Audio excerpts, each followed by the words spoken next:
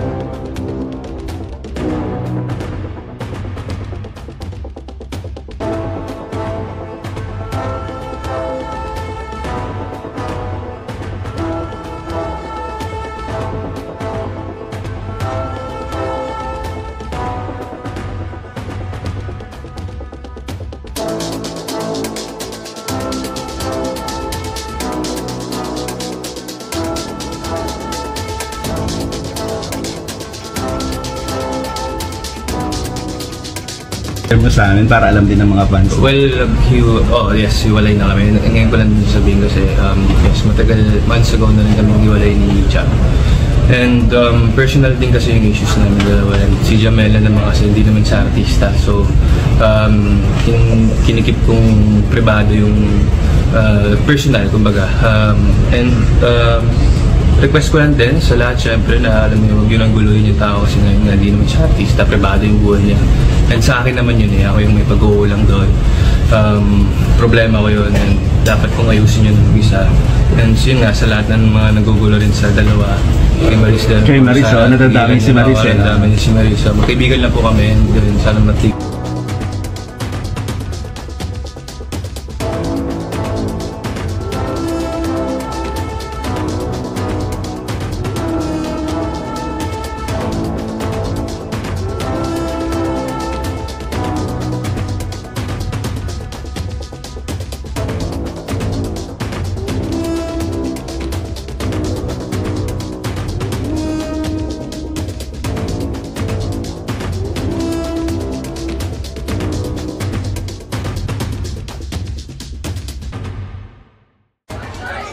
Just like Siguro one specific thing that I'm very grateful, how your voice calms me down.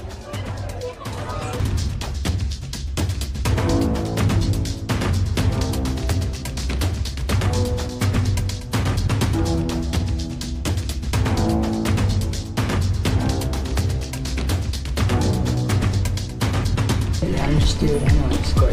Taga-ano lang kami to make sure na hindi ka lumipad. Joker ka. Baka lumipad ka. Tama na, tahiin na muna natin yung pakpak ko.